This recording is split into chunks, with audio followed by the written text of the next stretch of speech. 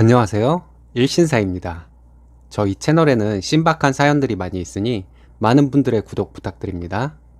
이번 사연은 아들의 신체적인 문제로 아이가 안 생기는 사실을 외면하고 쓰니님에게 온갖 험담을 했던 전 시모에게 쓰니님이 사이다를 날린 사연인데요. 함께 보시겠습니다. 안녕하세요. 저는 30대 후반 임산부입니다. 저희 부부는 재혼부부입니다. 얼마 전에 전 시모에게 제가 행복한 모습을 보여주고 한마디 해주었거든요. 정말 시원했어요. 첫 번째 결혼 생활에 시모로부터 서름을 많이 받았습니다. 애를 못 낳는다는 이유 때문이었는데요. 저는 식품영양학 전공으로 대학을 졸업했습니다. 졸업을 하고 취업을 준비하다가 대학병원 영양사로 취직을 하게 되었습니다. 저도 취업을 하게 되면서 알게 된 것이지만 큰 병원의 식당은 병원에서 자체적으로 운영을 하지 않고 외부 업체가 들어가서 운영을 하더라고요. 대기업의 외식사업부에 취업이 된 것에다가 전공을 살릴 수 있는 직장에 다닐 수 있게 되어서 정말 기뻤습니다. 대학을 졸업한 지 얼마 안 되어서 초심으로 열심히 다녔습니다. 사수도 잘 만나서 일도 수월하게 배웠고요. 함께 일하는 이모님들도 다들 좋은 분이라서 저를 딸처럼 예뻐해 주셨어요. 이모님들은 서로서로 쉬는 날짜도 잘 조정해가며 분위기도 너무 좋았습니다. 이모님들 대부분이 손도 빠르시고 오래 함께 일하신 분들이라서 그런지 척하면 척이라 힘든 일들도 합심하셔서 신나는 분위기의 직장이었습니다. 저도 그런 분위기가 좋아서 일은 쉽지 않았지만 열심히 일했습니다. 그렇게 일을 하며 살던 중에 30이 다 되어가고 있는데 이모님들 중에서 한 분이 자기 아들을 한번 만나보지 않겠냐고 하시더라고요. 그 이모님이 참 좋은 분이시라 그러겠다고 했습니다. 그래서 그 이모님 아들을 만나게 되었어요. 일찍 아버지를 여의고 어머니와 단둘이 살던 외아들이었는데 성격도 활달하고 직업도 괜찮고 참 좋아 보였습니다. 서로의 집에 인사를 하고 결혼을 하게 되었습니다. 직장 동료였던 이모님이 제 시어머니가 된 것이죠. 이모님이 좋은 분이시라 신랑이 외아들이고 하니 모시고 살아도 괜찮겠다 생각이 들었어요. 근데 시모는 저희와 따로 살겠다고 하시더라고요. 미안한 마음으로 분가해서 살았습니다.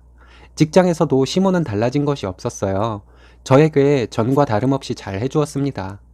저도 시모와 다른 이모님들께 잘 하려고 노력하며 직장을 다니고 있었고요.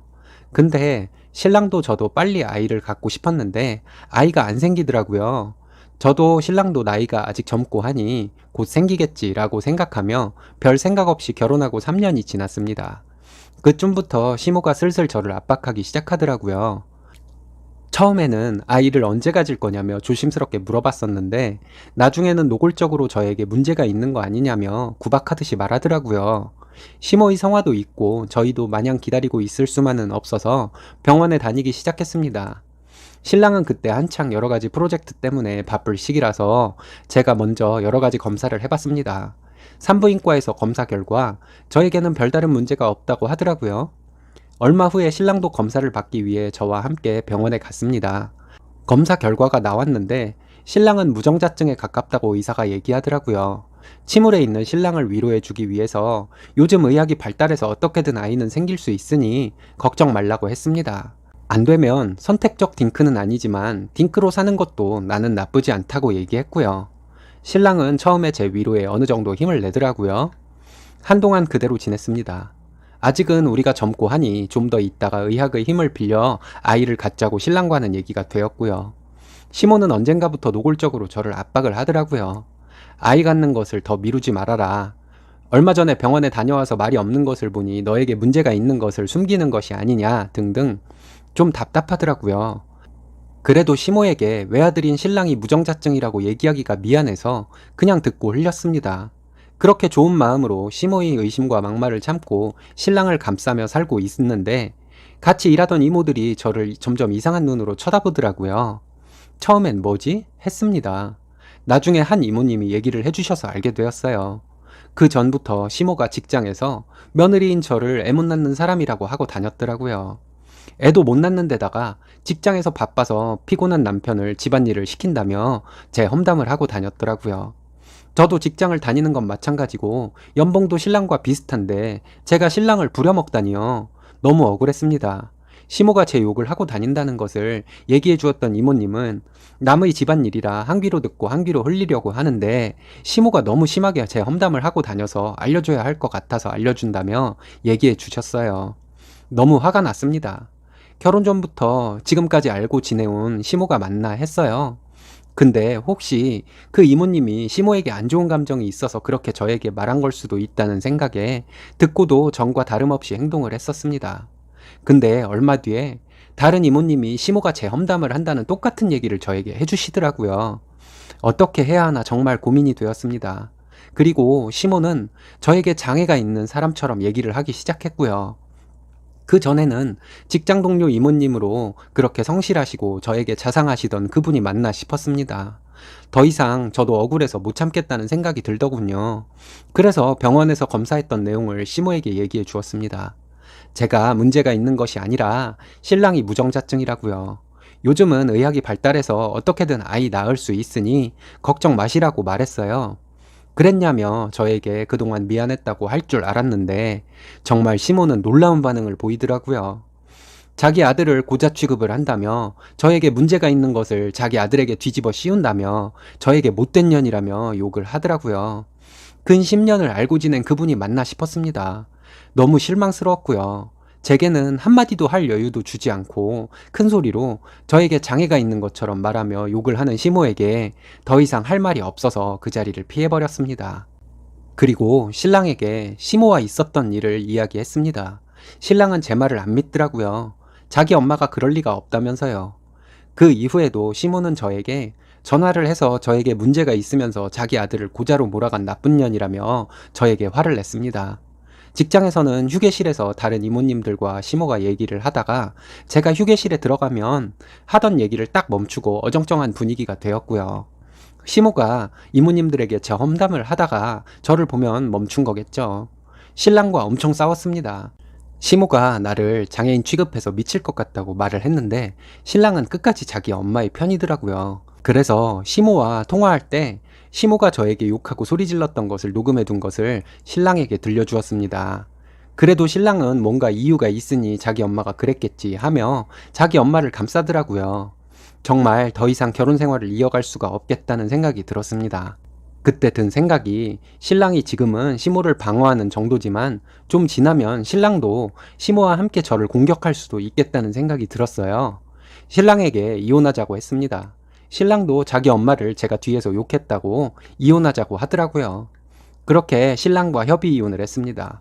서로 주고받은 것도 거의 없고 결혼도 반반 했으니 서로 요구할 것도 없었고 받을 것도 없어서 수월하게 이혼을 했습니다. 이혼을 하고 직장에서 시모는 다른 이모들에게 저에 대해서 얘기하기를 애도 못 낳으면서 자기 아들에게 문제가 있다고 거짓말하며 자기 아들 집에서 부려먹던 나쁜 여자로 험담을 하고 다닌다는 것이 제 귀에 자주 들어왔습니다. 시모의 그런 험담을 믿는 이모님들도 계셨고 반신반의하는 이모님들도 계셨어요. 처음에는 그런 것이 너무 스트레스라서 이직을 할까 아니면 앞뒤 볼 것 없이 퇴사를 할까도 생각을 했었습니다. 그렇게 이혼을 하고 몇 년 뒤에 전 신랑은 재혼을 했다는 얘기가 들리더라고요. 그때는 저도 좋은 남자를 만나 연애 중이었습니다. 그리고 저도 얼마 안 지나서 재혼을 했고요. 지금 신랑도 돌싱이었는데 아이 없이 이혼한 사람이었습니다. 재혼을 하고 얼마 안 되어서 저는 임신을 하게 되었습니다. 임신을 하고 제가 나이도 있고 노산에 들어가는 임산부라 주변에서는 바로 육아휴직을 하라고 했지만 저는 임신 7개월이 되어서야 얼마 전에 육아휴직을 하고 지금은 집에서 쉬고 있습니다. 제가 재혼을 해서 임신했다는 사실을 직장 이모님들이 알게 되었으니 전 시모도 알게 되었겠죠. 그리고 얼마 전까지 직장에 나갔으니 제가 어느 정도 배가 불러온 것을 전 시모도 봤을 테고요. 전 시모의 말만 듣고 저를 이상한 눈으로 바라보던 이모님들 중에서 몇 분은 그동안 오해를 해서 미안하다고 저에게 사과를 하시더라고요. 휴직이 시작되는 마지막 출근날 직장 동료들에게 휴직해서 미안하다며 일일이 인사를 드렸습니다. 휴게실에서 이모님들에게 인사를 드리는데 전 시모는 저를 째려보고 있더라고요. 그래서 다른 이모님들도 들으라고 제가 전 시모에게 얘기했어요. 이모님, 제가 이래도 애 못 낳는 여자인가요? 땡땡씨랑 이혼하고 이모님들에게 그렇게 없는 얘기 지어내서 제 흉을 보고 다니셨다면서요? 이모님 아들이 무정자증인데 애가 생기겠어요? 손주 보시기 힘드시겠지만 요즘은 의학이 발달해서 불가능하진 않으실 거예요. 노력을 많이 해야 하겠지만요. 웃으면서 얘기했지만 얘기를 할 당시에는 너무 떨려서 대충 이렇게 얘기했다고 기억합니다. 이런 제 얘기에 전 시모는 저에게 뭐라고 소리를 지르는데 다른 이모님들이 임산부한테 그렇게 했다가 무슨 책임을 지려고 그러냐며 전 시모에게 다들 뭐라고 하시더라고요. 그렇게 그날 얘기하고 저는 육아휴직 중입니다. 떨렸지만 어찌나 시원하던지요. 자기 아들의 문제는 외면하고 며느리를 잡으려고 여기저기 없는 얘기를 지어내던 전 시모 때문에 얼마나 힘들었는지 몰라요. 이젠 나만 바라봐주는 신랑과 뱃속의 우리 아이만 생각하면 살려고요. 우리 며느님들 큰소리 안 내고 조용히 넘기려고 속으로 끙끙 앓면서도 할 말 못하는 과거의 저처럼 바보 같은 행동은 하지 말자고요. 모두들 할 말 다 시원하게 하시길 바랍니다. 모든 며느님들 화이팅입니다. 정말 떨리셨을 텐데 말씀 잘하셨네요. 다른 이모님들도 쓰니님의 전 시모가 거짓말을 하고 다녔다는 것을 알게 되었겠네요. 직장에서도 가정에서도 승승장구하시길 바랍니다. 오늘의 사연은 여기까지입니다. 재밌으셨다면 좋아요, 구독 부탁드려요. 일신사는 여러분들의 사연으로 제작됩니다. 많은 사연 제보 바랍니다. 여러분들의 사연은 아래 메일 주소로 부탁드려요.